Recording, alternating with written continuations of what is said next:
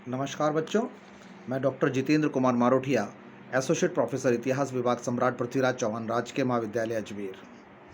द्वितीय वर्ष कला और उसके प्रथम पत्र मध्यकालीन भारत का इतिहास। और लगभग हमारा सिलेबस एक बार पूर्ण हो चुका है और एक बार पुनः मैं आप लोगों के समक्ष एक वीडियो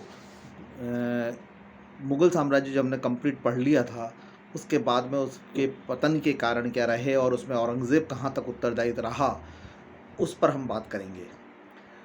1526 में पानीपत के प्रथम युद्ध में मुग़ल साम्राज्य की स्थापना बाबर ने की और 1707 में औरंगज़ेब की मृत्यु के बाद मुग़ल साम्राज्य वो चमक ख़त्म हो गई।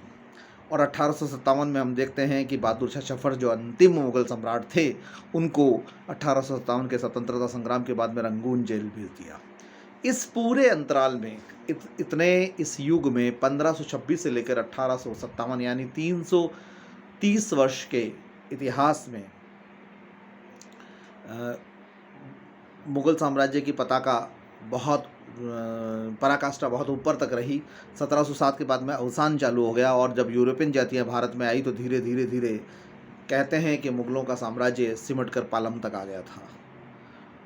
आज मैं आपके इस बारे में बताऊंगा कि ऐसा क्या था कि मुग़ल साम्राज्य का जो इतना वैभवपूर्ण साम्राज्य था, जिसको कि मानते हैं कि विश्व का बहुत सर्वश्रेष्ठ मध्यकालीन भारत का बहुत श्रेष्ठतम वंश था। एक ये थी कि औरंगज़ेब का धार्मिक नीति बहुत जिम्मेदार थी। धार्मिक नीति अकबर ने भी लागू की थी, लेकिन हम जानते हैं कि उसकी धार्मिक नीति में दूसरी चीज़ें बहुत समावेश थी और समायोजन की भावना थी, सहिष्णुता की भावना थी। लेकिन औरंगज़ेब की जो धार्मिक नीति थी वो हिंदुओं के प्रति बहुत अधिक थी, ये सर्वविदित है। औरंगज़ेब की इसी प्रकार अकबर की राजपूत नीति की उसने राजपूत नीति क्यों अपनाई, उसने राजपूत नीति अपनाने के लिए क्या क्या किए और राजपूत नीति के परिणाम क्या है, हम मेरे पिछले वीडियो में आपने देखे भी होंगे। औरंगज़ेब ने बिल्कुल ठीक इसके विपरीत राजपूत नीति अपनाई और यहाँ तक कि हम देखते हैं कि मिर्ज़ा राजा जय सिंह और जोधपुर के मारवाड़ के राजा जसवंत सिंह की मृत्यु के बाद तो उन्होंने और भी ज़्यादा जजिया लागू कर दिया, तीर्थ कर लागू कर दिया और अत्याचार स्थापित कर दिया था। ये दो नीतियाँ थी। तीसरी नीति औरंगज़ेब की ये वो थी कि हम जानते हैं कि और अकबर के पास 15 साम्राज्य थे और औरंगज़ेब के पास में 21 थे। अब वो जो शेष साम्राज्य हैं वो कूच बिहार और उसको जोड़ लीजिए, बाकी चारों साम्राज्य दक्षिण के थे। औरंगज़ेब की दक्षिण नीति उसके लिए जिम्मेदार थी और 90 वर्ष की उम्र में भी उन्होंने दक्षिण से कभी मुंह नहीं छोड़ा और अथाह धन संपदा, अथाह सैनिक संपदा का वहाँ पर नुकसान हुआ, लेकिन फिर भी धन जन की भीषण आने के बावजूद भी वह दक्षिण में रहे और प्रशासन छिन भिन हो गया, फिर भी वह दक्षिण से परासैनिक आक्रमण करते रहे। दक्षिण की एक शक्ति जो 1657-58 में उजागर हुई, संगठित हुई और पावर में आई शिवाजी के नेतृत्व में मराठा। औरंगज़ेब उन मराठाओं की उस मराठा भौगोलिक स्थिति में जो प्रभुत्व था या जो उनकी उपयोगिता थी, जो उनकी योग्यता थी, उसको पहचान नहीं पाए। ठीक उसी प्रकार जैसे अकबर ने राजपूताने की और राजपूतों की स्थिति को पहचान लिया था, दक्षिण में निरंतर प्रयासरत होने के बाद में भी औरंगज़ेब मराठाओं को निकले और मराठों के साथ में उनका जो है व्यवहार बहुत गलत था। औरंगज़ेब की मृत्यु के बाद में तो बहुत एक तरीके से नरसंहारक के रूप में उन्होंने मराठों के साथ व्यवहार किया, जो कि वहाँ के लिए ठीक इसी प्रकार का व्यवहार उन्होंने सिक्कों के साथ भी किया। और हम जानते हैं कि 1975 में गुरु तेग बहादुर का वध हुआ और उसके बाद में गुरु गोविंद सिंह के जो पुत्रों के साथ में किया गया वो हम किसी से छिपा नहीं है। इसलिए मराठों के साथ में, सिखों के साथ में भी उनका व्यवहार बहुत रहा। और एक और चीज़ थी, सत्ता और शासन का केंद्रीकरण था। औरंगज़ेब जो था वो सारी शक्तियाँ अपने भीतर लेना चाहते थे और औरंगज़ेब का संदेहशील स्वभाव इसके लिए बहुत उत्तरदायी है कि औरंगज़ेब अपने पुत्रों तक को विश्वास नहीं कर सकता, जबकि अकबर अपने नवरत्नों पर और अपने पुत्रों पर करता था। वह बार बार सलीम को यही समझाने के लिए प्रयास करते थे कि तो ये बेसिक डिफरेंस दोनों में बहुत ज़्यादा रहा था। और एक अब करेला और नीम चढ़ा वाली बात का भी सामने आती है कि औरंगज़ेब अकबर ने अपने उत्तराधिकारी को तैयार करने की कोशिश की, प्रयत्न किया कि जो साम्राज्य उसने एकत्रित किया उस पर मैं बहुत वो आगे बढ़े।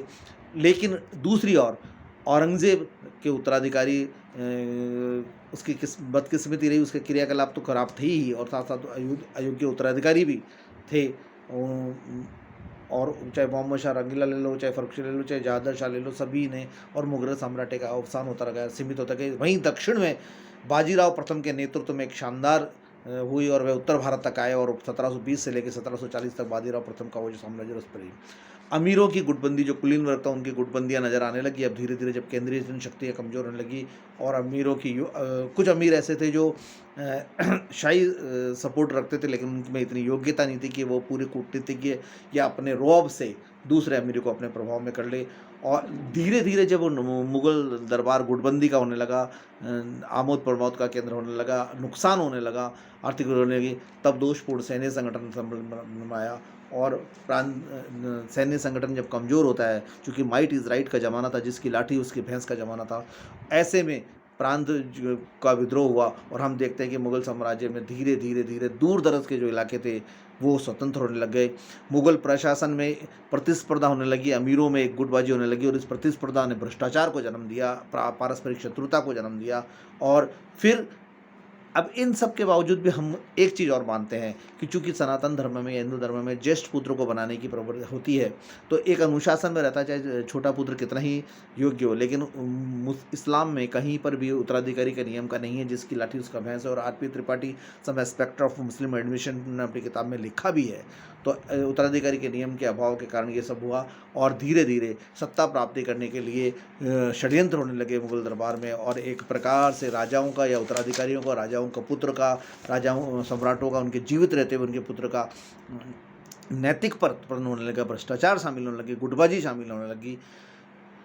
इन सब प्रवृत्तियों के कारण जनता में असंतोष व्याप्त हो गया। एक समय था जब मुग़लों के किसी समय में जनता संतुष्ट होने लगी, जबकि हिंदू बाहुल्य थी, लेकिन अब जनता में जबरदस्त असंतोष लगा। किसानों की दशा स्थिति होने लगी, नगरीय और शहरीय दोनों की स्थिति हो गई। और जो शाही खर्चा होता था या जो शाही अपव्यय होता था, जो आमोद प्रमोद पे खर्च किया जाता था खर्चा, वो जनता से वसूलने लगा। और इसी कारण से जनता में सामाजिक, मानवीय, व्यक्तिगत और आर्थिक असंतोष उत्पन्न होने लगा। ठीक इसी समय में हम देखते हैं अगला कारण एक और सामने निकल आता है कि विदेशी आक्रमण भी हुआ। 1739 में नादिर शाह का आक्रमण हुआ और उस नादिर शाह आक्रमण ने दिल्ली में कोहराम मचा के रख दिया और लगभग सारी जो खजाने थे वो लूट कर वो ले गया।